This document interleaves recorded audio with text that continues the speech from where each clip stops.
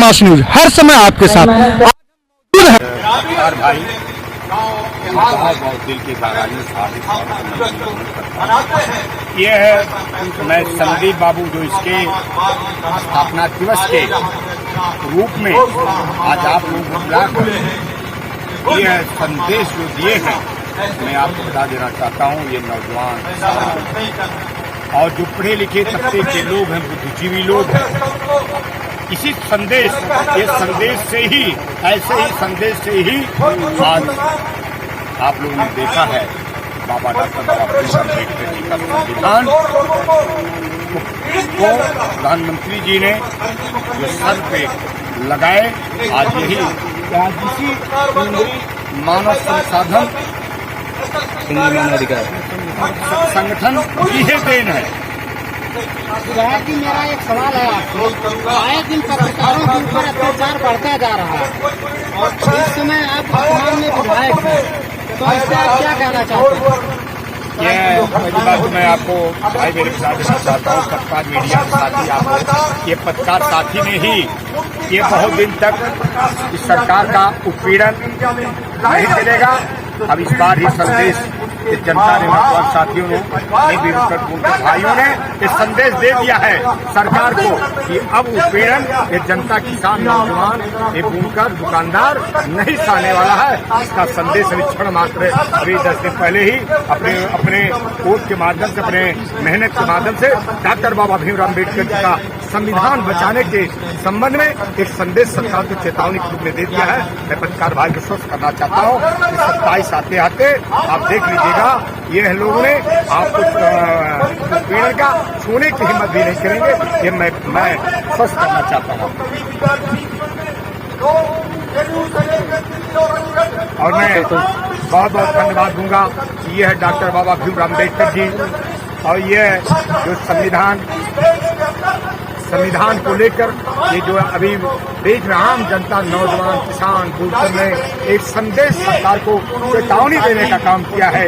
ये तो अभी ट्रायल है और 27 में गाना फाइनल कर देगा कि मैं आपको नौजवान साथी और इस कार्यक्रम के माध्यम से मैं सरकार को भी चेतावनी देना चाहता हूँ कि जो ये संविधान डॉक्टर बाबा भीमराव अम्बेडकर जी के संविधान को जो छुएगा वो चल जाएगा। यही मेरा संदेश है और यही आप लोगों के साथ मिलकर काम करने का एक बहुत ही अच्छा यहाँ से संदेश जाएगा। और मैं इस संगठन के माध्यम से बहुत धन्यवाद संदीप बाबू को दूंगा और मीडिया के साथ ही आप भाइयों को दूंगा कि आप लोगों ने ये हमारे क्षेत्र में बहुत जागरूकता के रूप में, केंद्रीय संसाधन के रूप में आपने जो ये संदेश देने का काम किया, साथी आप पूरी टीम को मैं दिल के गहराइयों को आप यहाँ इस समय विधायक जी उपस्थित हैं केंद्रीय मानव अधिकार सेवा संगठन के कार्यक्रम में, जो 8वां स्थापना दिवस मनाया जा रहा है यहाँ पर। तो क्या आपको लगता है कि आज सरकार की कमी है या अपने काम पे तत्पर है कि आज संगठन की जरूरत पड़ रही है समाज सेवा के लिए, गरीबों को उद्धार के लिए? सरकार की बहुत बड़ी कमी है। यह तो आप लोगों ने एक अभियान चलाकर जगाने और सरकार का कान खोलने का काम किया है। नौजवान साथी, आपको इस संगठन के माध्यम से बहुत बहुत बधाई।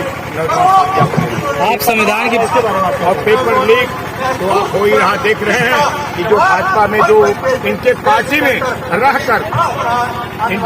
रहकर जो आज आप देखिए पकड़े गए हैं, दिन आदमी पकड़े गए हैं और उनके अगुआ, उनके गार्जियन, मैं नाम नहीं लेना चाहता, मन से कह रहे हैं जितनी नौकरी चाहिए आकर फार्म भर कर आप ले लीजिए।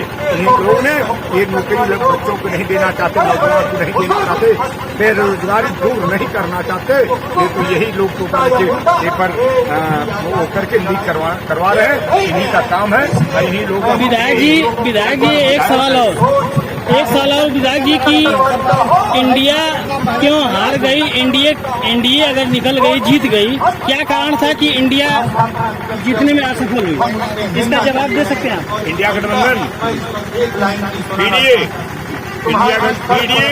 आपको बता दें आपको बता दूं कुछ संत तो ऐसे लगे, अभी हमारे राष्ट्रीय अध्यक्ष जी ने कहा कि जो हमारे सांसद को 2000, 4000, 6000, 10,000 से अधिकारी हराने का काम किया है, उसको 2027 में भूला नहीं जाएगा, उसको भूला नहीं जाएगा। आप मीडिया साथियों सर एक सवाल, पीडीए की बात आप कर रहे हैं, पीडीए की बात, पीडीए से संबंधित लोकसभा अध्यक्ष के चुनाव में एक तरफ ओम बिरला थे, पीडीए का ही कोई दलित लोकसभा स्पीकर का चुनाव लड़ रहा था, आखिर इंडिया अलायंस ने ओम बिरला का समर्थन क्यों किया, इस पर आप क्या कहना चाहते हैं? मैं आज तो उन्हीं की पार्टी है, इंडिया का पीडीए हमारा दल, इसीलिए तो चुनाव कराया, पीडीए कि हमारे पीडीए साथी ही उस गद्दी पे बैठेंगे।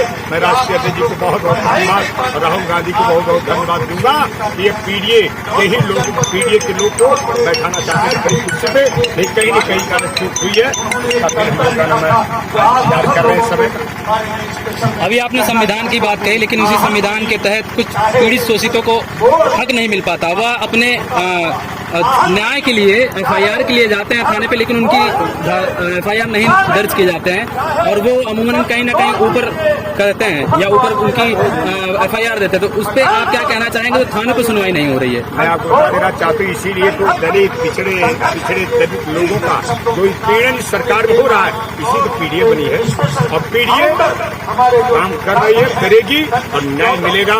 27 आते हैं आपको कहना कि करेगी और न्याय मिलेगा। 27 आते हैं आपको कहना कि आप लोग खुद न्याय के हकदार बन जाएंगे, उसका कहना जीता जाता है। आप 27 की बात करते हैं, लेकिन माननीय प्रधानमंत्री जी का जो एक एजेंडा है, जो उन्होंने 27 तक का अपना जो प्रारूप बना के रख रखा है, वो भी कहते हैं कि हमारे विकास अधूरे हैं, वो 27 में पूरे होंगे। तो उस पर क्या कहेंगे आप?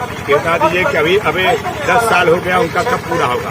15 लाख रुपया का खाते में आया, 2 करोड़ नौकरी क्या है आपको मिली?